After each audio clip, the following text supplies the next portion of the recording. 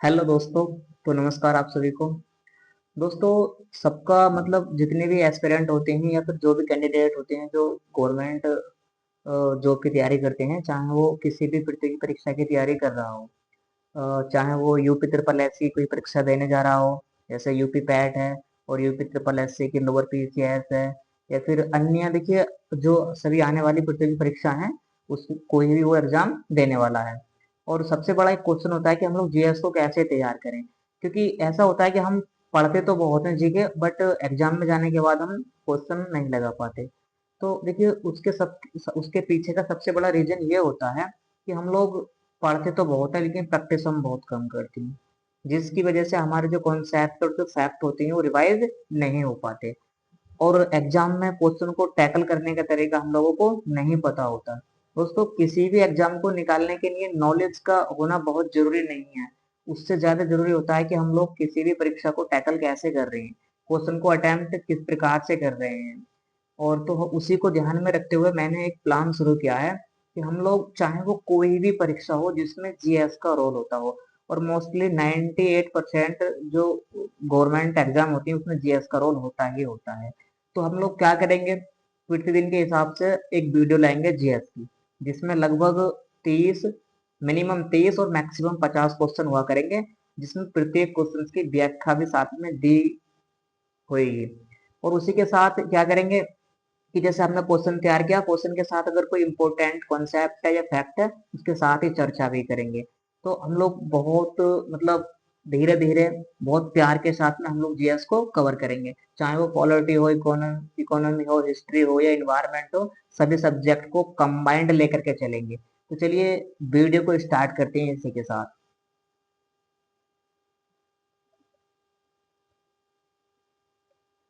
तो सबसे पहले जो देखिए 5 क्वेश्चन होने वाले हैं वो हिस्ट्री से होने वाले हैं, एंड जो भारतीय इतिहास और संस्कृति है उससे अपने क्वेश्चन होने वाले हैं, ठीक है। देखिए इसी के साथ पहला क्वेश्चन है कि हड़प्पा सभ्यता की खोज किस वर्ष हुई थी। दोस्तों, सबसे पहले मैं आपको बता दूं, देखिए हड़प्पा सभ्यता इट मीन्स इंडस सिविलाइजेशन, जो सिंधु घाटी सभ्यता थी। क्योंकि देखिए सिंधु घाटी सभ्यता को ये हड़प्पा सभ्यता के नाम से जानते थे, जो आद्य आतिशिक कालीन सभ्यता थी। कैसी सभ्यता थी ये? देखिए ये सभ्यता ऐसी थी, इसके साक्ष्य तो मौजूद हैं, लेकिन इसके साक्ष्य को अभी तक भी पढ़ा नहीं गया है। मतलब साक्ष्य मिलती हैं बट इनकी पढ़ने की भी जानकारी नहीं है। तो इसकी खोज करी थी। सबसे पहले हमें दो चीज याद रखनी है यहाँ पर, हमें हमें एक तो सन याद रखना होगा, और उसी के साथ डेट याद रखिए, सन, और उसके साथ किस वैज्ञानिक ने करी थी या फिर किस ऐसे कौन से इतिहासकारक थे जिसने खोज करी थी। दोस्तों, उनका नाम आता है दयाराम साहनी। क्या? दयाराम साहनी। सन 1921 में खोज करी थी। ये इंपॉर्टेंट क्वेश्चन है क्योंकि ये आयोग का फेवरेट क्वेश्चन है, यहाँ से क्वेश्चन आता ही आता है। तो देखिए इसकी थोड़ा एक्सप्लेनेशन जान लेते हैं क्या है। पहले ये क्वेश्चन और पढ़ कर लेते हैं कि ये है सत्यमेव जयते। देखिए ये जो क्वेश्चन है अपना, जो ये क्वेश्चन है अपना सत्यमेव जयते, ये है अपना वैदिक सिविलाइजेशन से, यानी कि जहाँ पर हम वैदिक सभ्यता पढ़ते हैं तो वहां से ये लिया गया है इस क्वेश्चन को।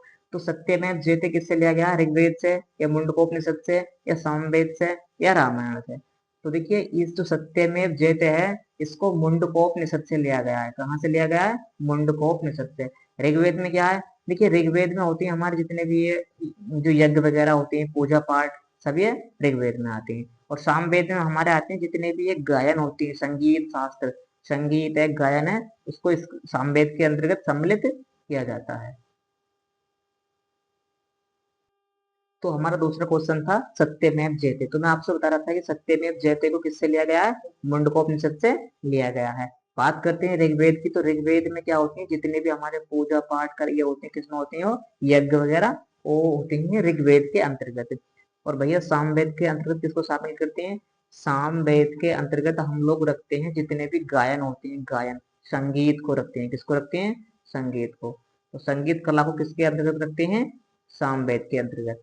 तो दोस्तों इस पॉइंट से भी क्वेश्चन पूछा जाता है। और चलिए याद रखने के लिए हम लोग इन क्वेश्चन की व्याख्या को जानेंगे।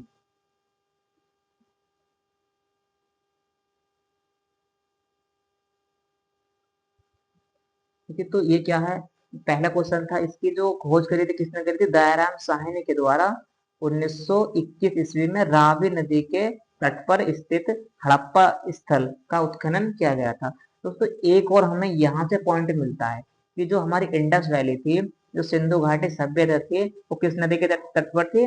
तो रावी नदी के तट पर थी। ठीक है, ये भी मोस्ट इंपोर्टेंट क्वेश्चन है। और दूसरा क्या है? जो सत्यमेव जयते, देखिए इसकी व्याख्या देखिए, सत्यमेव जयते इसका मतलब क्या होता है? सत्य की ही विजय होती है। मुंडकोपनिषद से लिया गया है और भारत का यह राष्ट्रीय आदर्श वाक्य है। देखो आपको ये और पता चला कि जो भारत का राष्ट्रीय आदर्श वाक्य है वो कौन सा है? मुंडकोपनिषद से लिया गया है, सत्यमेव जयते। देखिए दो क्वेश्चन के साथ हमने कितने फैक्ट जाने। सबसे पहले क्या जाना? जो हमारी हड़प्पा सभ्यता है, हड़प्पा सभ्यता को सिंधु घाटी सभ्यता के नाम से भी जानते हैं। और इसकी खोज किसने करी थी? दयाराम साहनी ने 1921 ईस्वी में। दूसरी बात यह है कि इस कौन सी नदी के तट पर है? तो ये रावी नदी के तट पर है। तो नेक्स्ट क्वेश्चन की ओर बढ़ते हैं, चलिए। कि इतिहास का तीसरा और चौथा क्वेश्चन है कि पानीपत का युद्ध कब और किसके बीच हुआ? देखिए बहुत अच्छा क्वेश्चन है ये। पानीपत का युद्ध कब और किसके बीच हुआ? तो 1526, 1556, 1761 या 1523? तो आपको पता होगा, देखिए ये क्या है? 1526। यहाँ पर ए ऑप्शन हमारा ठीक हो जाता है। आपको पता होगा कि जब जैसे ही जो ब्रिटिश काल अंग्रेजों भारत में प्रवेश किया था, तो उनकी विजय का प्रारंभ भी यहीं से माना जाता है। तो 1526 ईस्वी में पानीपत का फर्स्ट वार हुआ था। और इसे भी जान लेते हैं कि जलियांवाले बाग का हत्याकांड किस तिथि को हुआ था? जलियांवाले बाग का हत्याकांड किस तिथि को हुआ था? यहाँ पर पहला ऑप्शन है 13 अप्रैल 1919 को, और दूसरा ऑप्शन है 15 अगस्त 1919 को, तीसरा ऑप्शन है 26 जनवरी 1919 को, और डी ऑप्शन है 10 मई 1919 को। तो यहाँ पर ऑप्शन होने वाला हमारा करेक्ट ऑप्शन ए, 13 अप्रैल 1919 को। तो इसकी एक्सप्लेनेशन भी जान लेते हैं, चलिए। देखिए जो पानीपत का प्रथम युद्ध हुआ था वो बाबर और इब्राहिम लोधी के बीच हुआ था। देखो ये यूपीपीसीएस का है, यूपीएस जो यूपीपीएससी आयोग है उसका ये फेवरेट क्वेश्चन है। अक्सर यहाँ से क्वेश्चन वो पूछता है। तो हमें इस पॉइंट को याद रखना चाहिए कि जो पानीपत का प्रथम युद्ध था 21 अप्रैल 1526 को बाबर और इब्राहिम लोधी के बीच हुआ, जिसने भारत को मुगल साम्राज्य की नींव रखी थी। देखो मैं आपसे बता रहा था कि यहाँ से क्या कि जो मुगल शक्ति थी, मुगल पावर थी, तो यह मुगल पीरियड्स कह सकते हैं, यहाँ से स्टार्टिंग मानी जाती है 1526 से। और जो सेकंड क्वेश्चन है जलियांवाले बाग का हत्याकांड किस तिथि को हुआ था? तो ये फर्स्ट ऑप्शन है 13 अप्रैल 1919 को। इसकी एक्सप्लेनेशन क्या है कि अमृतसर के जलियांवाला बाग में वैसाखी के दिन जनरल डायर के आदेश पर, ये एक अपने आप में इम्पोर्टेंट फैक्ट है दोस्तों, कि किसके आदेश पर? जनरल डायर के आदेश पर निहत्थे लोगों पर अंधाधुंध गोलियां चलाई थी। तो जनरल डायर के आदेश पर अमृतसर के जलियांवाला बाग में हत्याकांड में ये इसके आदेश पर गोलियां चलाई थी। तो देखिए एक क्वेश्चन के साथ काफी फैक्ट मिल रहे हैं, तो इनको हम साथ के साथ तैयार करेंगे। हाँ एकदम नहीं होगा, लेकिन हम इस सेशन को कंटिन्यू रखेंगे तो इसका एग्जाम में बहुत लाभ मिलने वाला हमको। तो नेक्स्ट क्वेश्चन है, देखिए स्वामी दयानंद सरस्वती ने प्रसिद्ध किस प्रसिद्ध समाज की स्थापना करी? तो दोस्तों स्वामी दयानंद सरस्वती ने, यहाँ पर भी दो क्वेश्चन इंपोर्टेंट रहते हैं कि स्वामी दयानंद सरस्वती ने किस प्रसिद्ध समाज की स्थापना करी, सबसे पहले ये। दूसरा ये कि किस सन में करी थी, या फिर जो स्वामी दयानंद सरस्वती की क्या कोई ऐसी इंपोर्टेंट बुक थी जो एग्जाम में आ सकती है? तो थी। तो चलिए पहले इसे जान लेते हैं क्या था। तो दोस्तों स्वामी दयानंद सरस्वती ने आर्य समाज की स्थापना करी थी। किसकी? आर्य समाज की स्थापना करी थी। उसके बाद ये 6 नंबर का क्वेश्चन है कि करो या मरो का प्रसिद्ध नारा किस किस गांधी जी ने किस आंदोलन में दिया था? बहुत अच्छा क्वेश्चन है। डू और डाई, करो या मरो का प्रसिद्ध नारा गांधी जी ने किस आंदोलन में दिया था? तो यहाँ पर आपको एक क्वेश्चन नजर आ रहा है कि करो या मरो का नारा किस नेता ने दिया था? क्या कह रहे हैं किसने दिया था? तो किसने दिया था? वो गांधी जी ने। किसने दिया था? गांधी जी ने दिया था। दूसरा क्वेश्चन इंपोर्टेंट यह है कि वो किस आंदोलन में दिया था? तो दोस्तों भारत छोड़ो आंदोलन में से दिया था। तो ये दोनों क्वेश्चन इंपोर्टेंट है, इसकी एक्सप्लेनेशन भी और जान लेते हैं। देखिए स्वामी दयानंद सरस्वती ने, जैसा कि मैं आपको बता रहा था कि दयानंद सरस्वती ने किस समाज की खोज करी, पहला पॉइंट इंपोर्टेंट है। किस तिथि को करी, दूसरा पॉइंट इंपोर्टेंट है।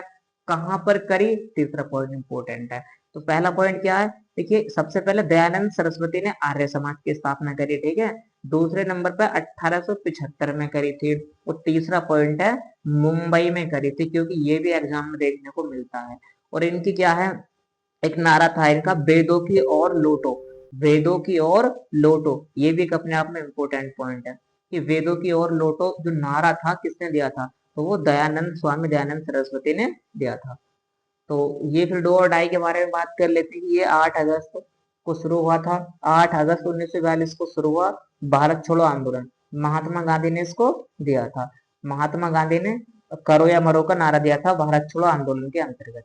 तो ये दोनों पॉइंट इंपोर्टेंट है। आगे जान लेते हैं।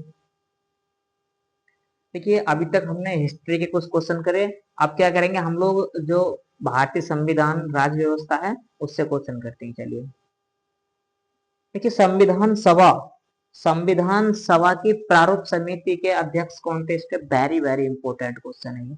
कौन थे, पहला ऑप्शन है डॉक्टर राजेंद्र प्रसाद, या फिर डॉक्टर भीमराव अंबेडकर, जवाहरलाल नेहरू, या फिर सरदार पटेल। तो सही आंसर होने वाला है इसके डॉक्टर भीमराव अंबेडकर। देखिए मेरा आप लोगों से क्वेश्चन है कि जो ड्राफ्ट, देखिए प्रारूप समिति कमेटी समिति को ड्राफ्ट कमेटी या फिर मसौदा समिति के नाम से भी जानते हैं। लेकिन मेरा आप लोगों से क्वेश्चन ये है कि जो प्रारूप समिति उसके अंतर्गत कितने मेंबर थे, कितने सदस्य थे, आपको ये कमेंट करके बताना है। तो दूसरा क्वेश्चन है, भारतीय संविधान को संविधान सभा के द्वारा कब अंगीकृत किया गया था। भारतीय संविधान को संविधान सभा के द्वारा कब अंगीकृत किया गया था। तो मित्र यहाँ पर भी दो डेट इंपोर्टेंट होने वाली है। एक तो भारत का संविधान लागू किस तिथि को हुआ, दूसरा इंपॉर्टेंट पॉइंट यह है कि संविधान सभा ने संविधान को कब अंगीकृत किया गया था।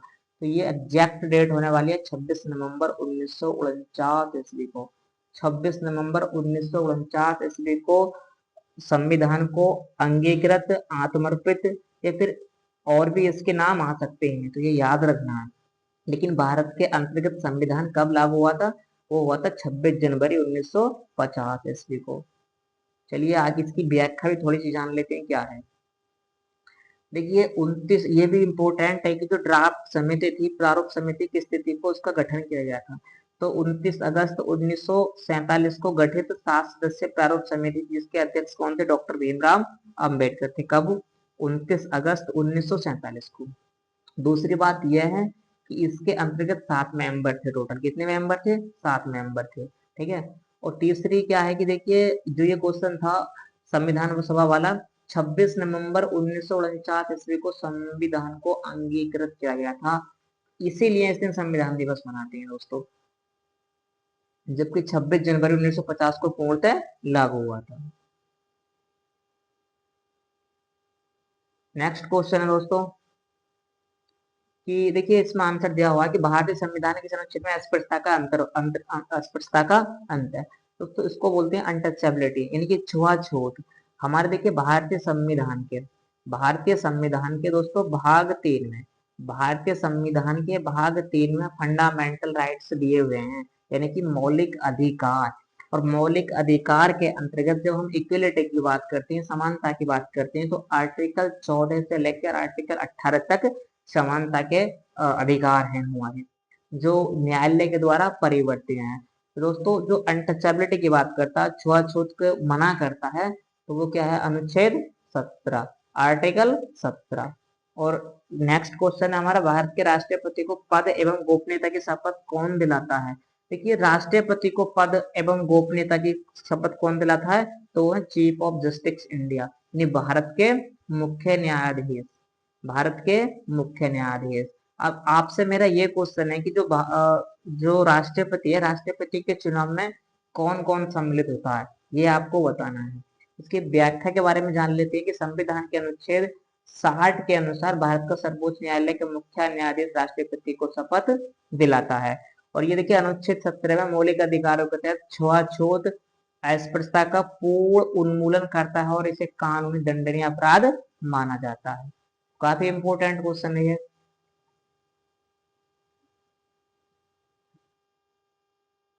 चलिए नेक्स्ट क्वेश्चन है यहाँ पर,